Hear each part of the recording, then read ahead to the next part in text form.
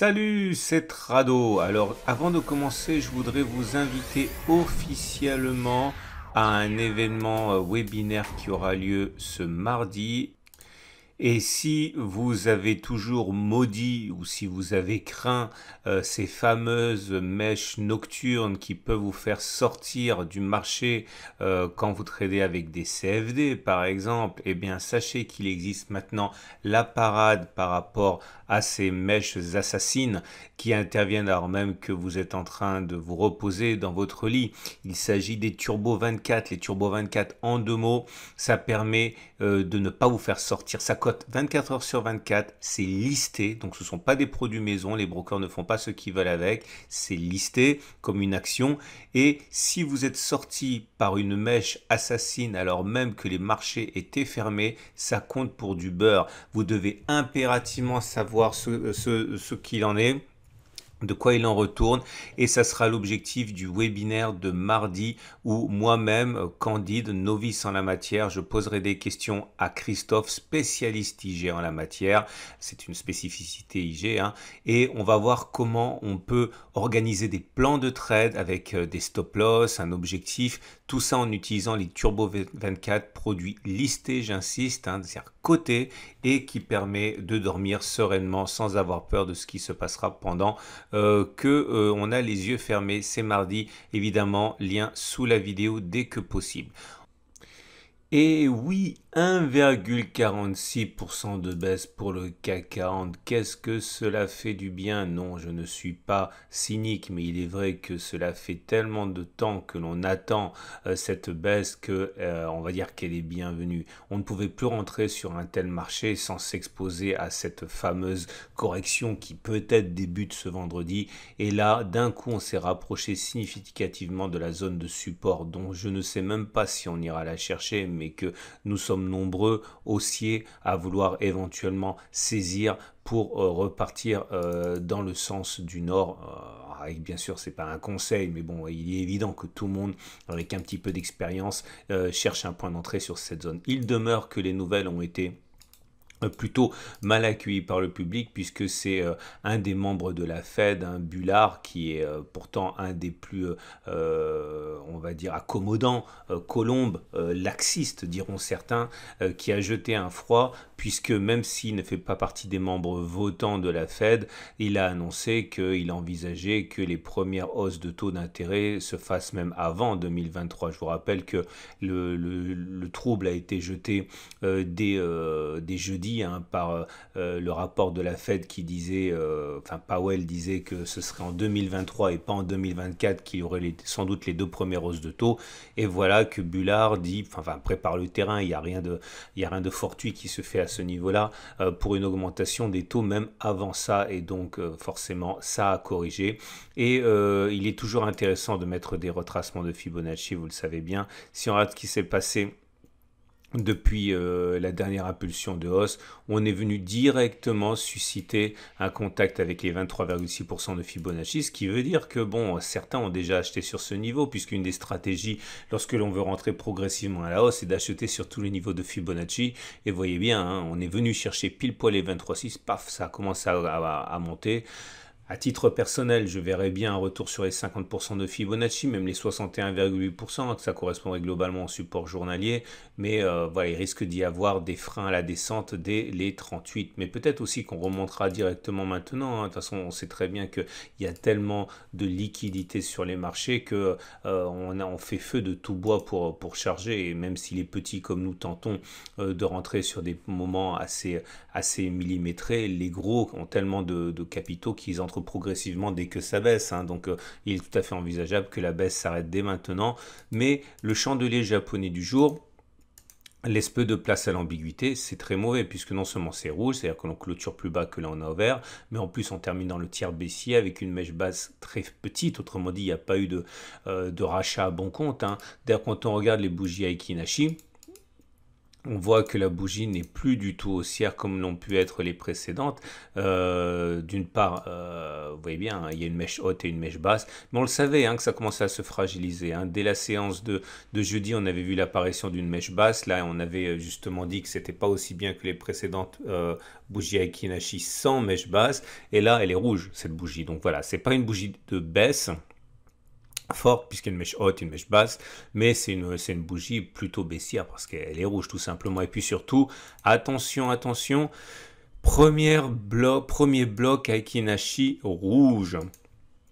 Et vous le savez, enfin pas Aiki Nashi, Three-Line Break, et vous savez, on a déjà backtesté ça, il est rare que l'on ait un seul bloc rouge. Alors ça s'est manifesté à minima lors du mois de... Alors, attendez, ça remontait à quand ça?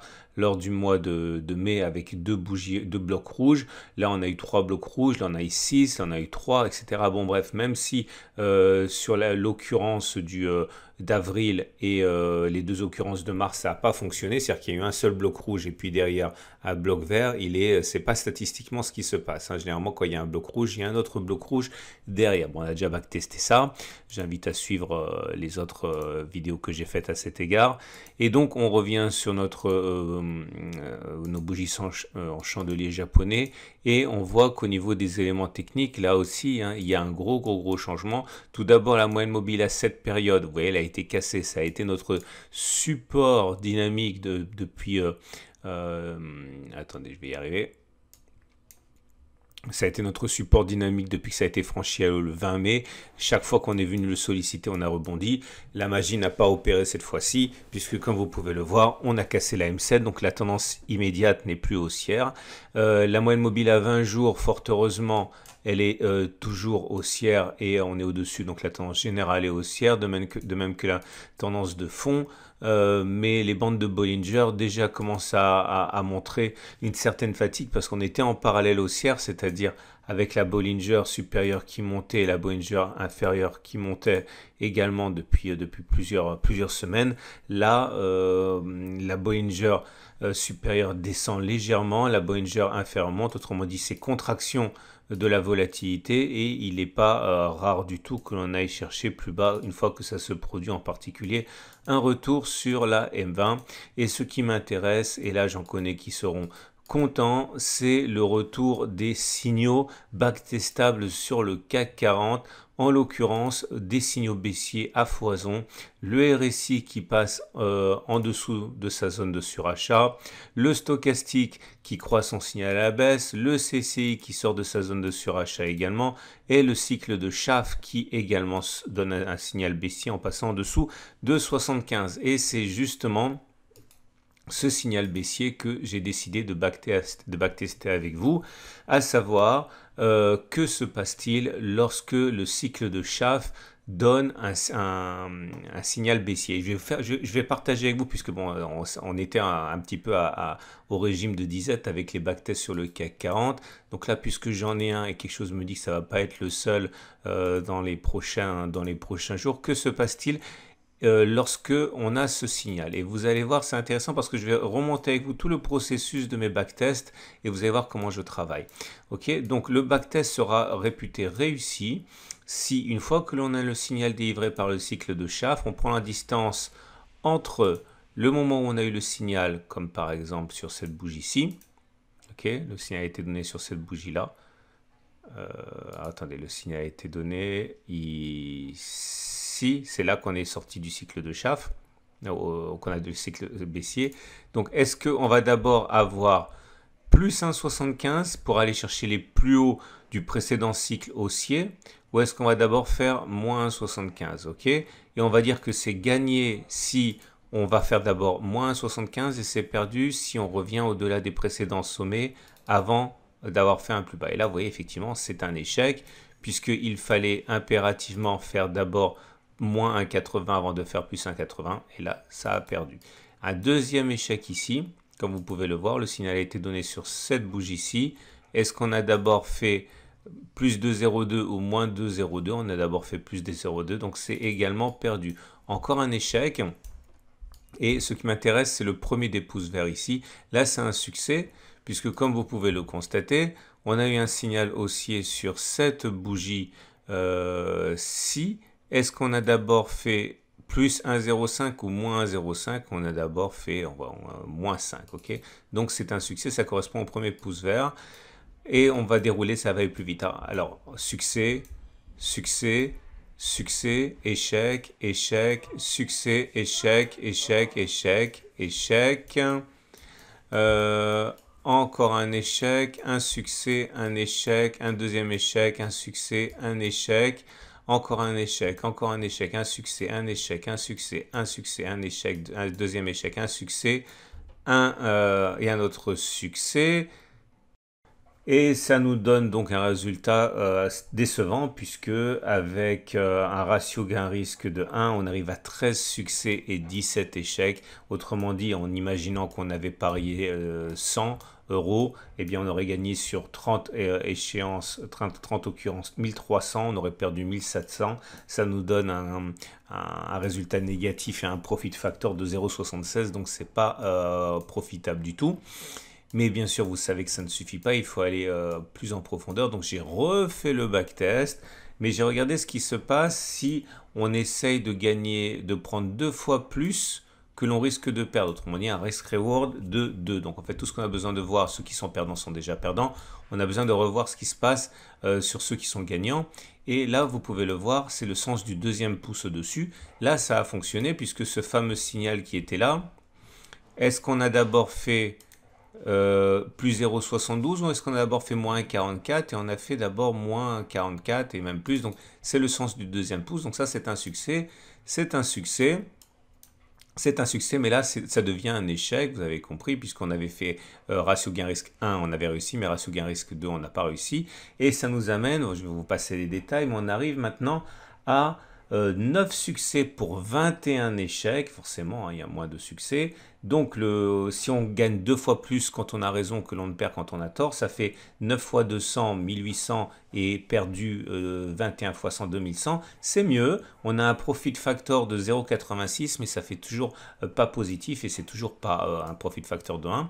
Et là, je suis allé jusqu'au bout du bout. J'ai même décidé de sacrifier des trades gagnants en visant un risk-reward de 3 pour 1, c'est-à-dire que je vise 3 fois plus quand je gagne que mon risque. Clairement, ça donne ici, bah, vous l'avez compris, hein, le signal a été donné sur cette bougie. Est-ce que j'ai d'abord fait 0,72 ou est-ce que j'ai d'abord fait en négatif 0,72 fois 3, c'est-à-dire 2,1 et quelques. Vous voyez, là, ça fonctionne très très bien. C'est un succès, c'est un succès. Et je vous invite à regarder la vidéo depuis le début pour voir les résultats, pour ne pas perdre trop de temps. Mais là, vous voyez finalement qu'on n'a perdu rien en chemin. On a toujours 9 victoires et 21 échecs, mais cette fois-ci en gagnant 3 fois plus quand on a raison. Donc ça donne un 9 fois 300 pour les gains 2700 et 21 fois 100 pour les pertes 2100. Et tada, ça devient positif. 2700 c'est plus que 2100, ça nous donne un profil de facteur non négligeable de 1,29, c'est pas mal du tout.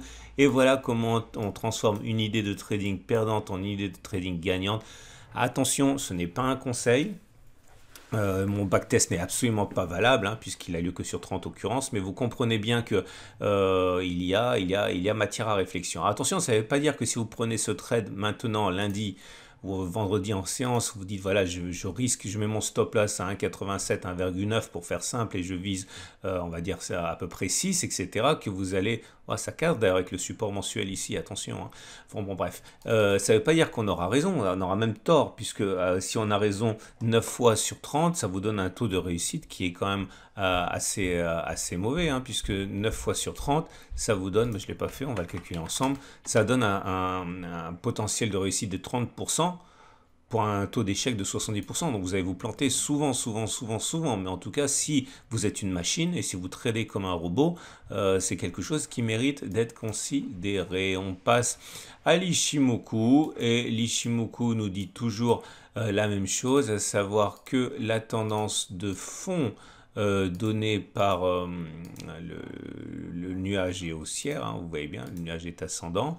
Par contre, pas de miracle, sous l'effet de l'attaque, la tendance immédiate donnée par la Tenkan est maintenant neutre, hein. On est en tendance, on est sous une Tenkan qui monte en tendance immédiate neutre, mais la tendance générale est toujours haussière en au-dessus de la Kijun. On termine pour finir avec les trades du jour. Alors, que peut-on faire?